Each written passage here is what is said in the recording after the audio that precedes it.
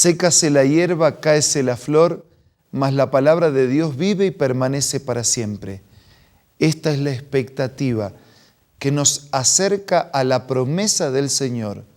Por eso diariamente buscamos en la palabra de Dios ser reavivados por el mensaje del Señor.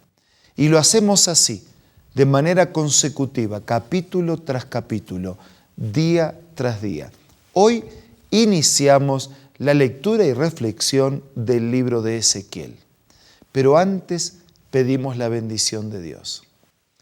Padre nuestro que estás en el cielo, te invitamos que estés a nuestro lado y nos asistas con tu Espíritu para que al leer podamos entender y también aplicar este mensaje a nuestra vida. Te lo pedimos y agradecemos en el nombre de Jesús. Amén.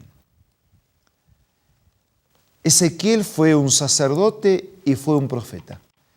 El nombre Ezequiel significa Dios es fuerte y Dios nos hace fuertes. Y a través de Ezequiel y de su ministerio hay una analogía con toda la experiencia del pueblo de Israel. El libro de Ezequiel se centra en los llamamientos y en las promesas de Dios, en la restauración de los exiliados y en su regreso a la tierra que tuvieron y que un día perdieron. El capítulo 1 de Ezequiel, donde hoy nos detenemos, nos ubica en el tiempo y que se encontraba entre los deportados a orillas del río Quebar. Los cielos se abrieron y recibí visiones de Dios. Ezequiel transmitió muchas profecías, las que recibió por intermedio de visiones de parte de Dios.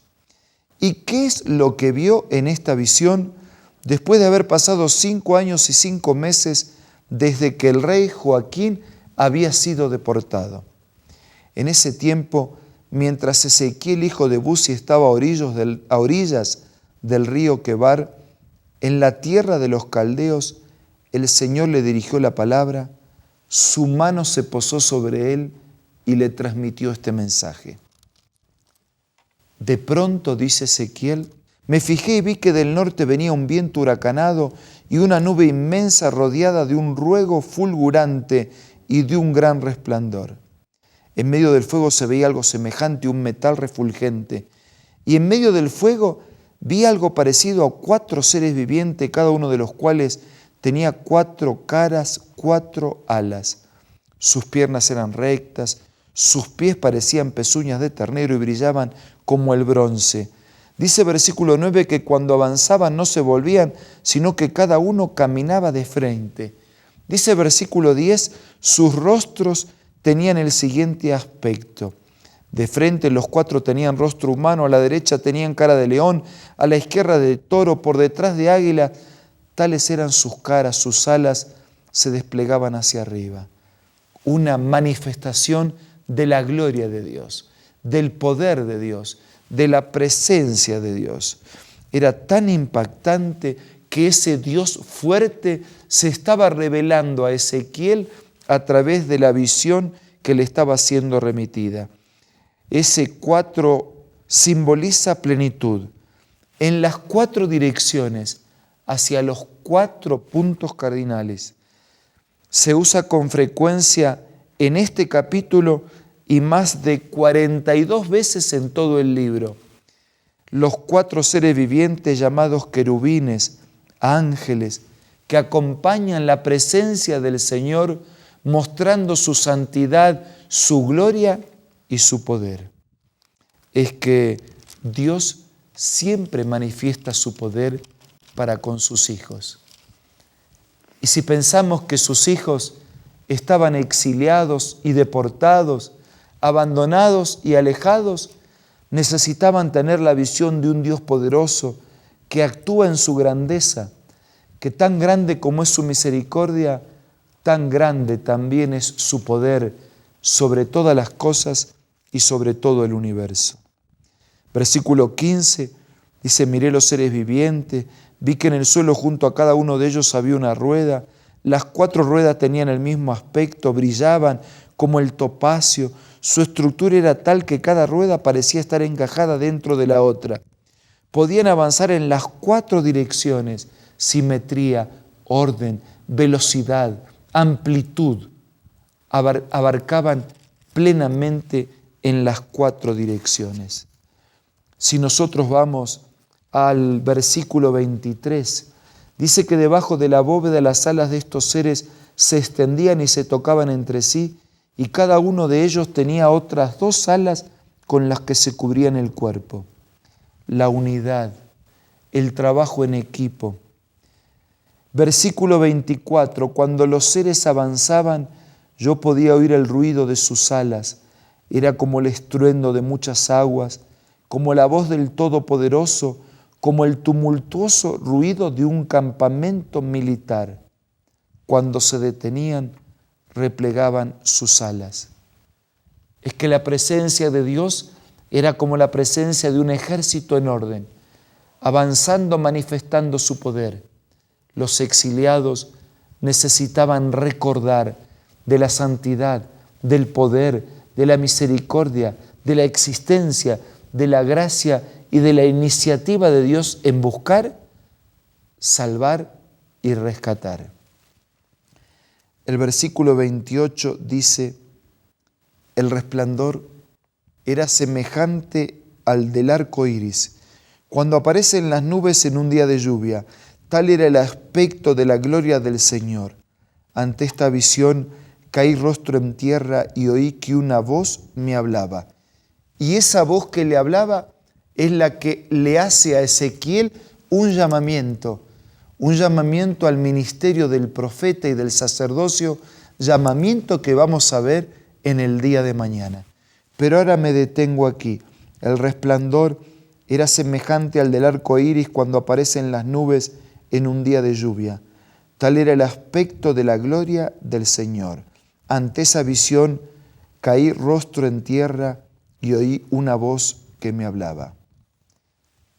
Ezequiel sintió la indignidad de la fragilidad humana, sintió la debilidad y la pecaminosidad de su vida y humillado cayó rostro en tierra. En realidad no fue el único.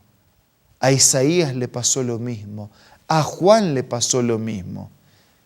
Y la Biblia está llena de relatos que nos habla de personajes que frente a la soberanía de Dios admitieron la fragilidad y la debilidad de su existencia.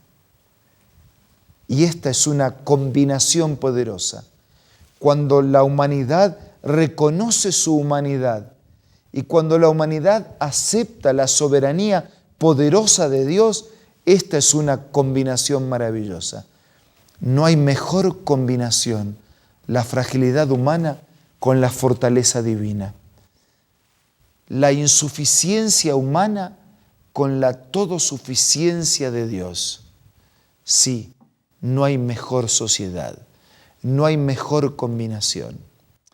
Tal vez usted piense que estamos simplemente repasando la historia del pasado.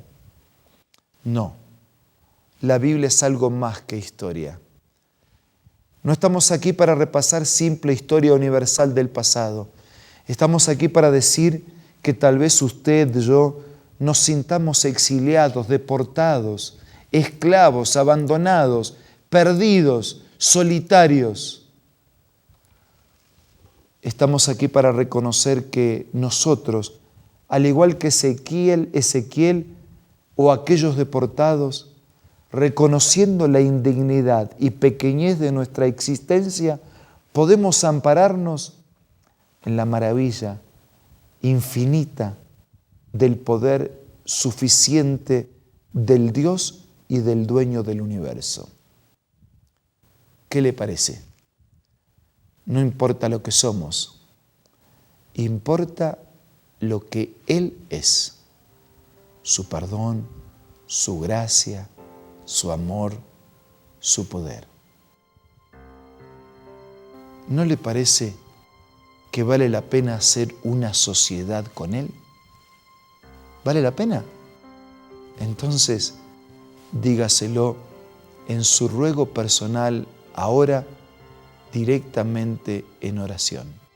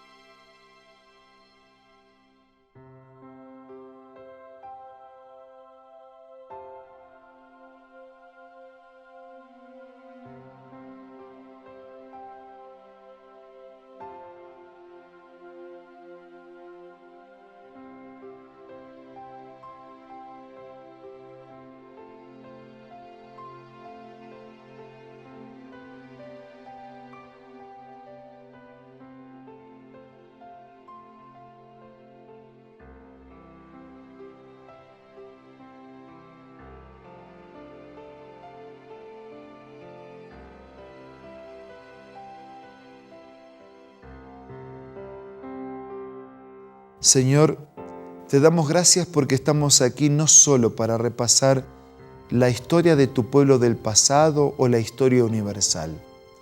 Estamos aquí para aprender de un Dios que, a pesar de un pueblo obstinado y rebelde, no desiste de su proyecto y trabaja para restaurar, para recuperar y para salvar.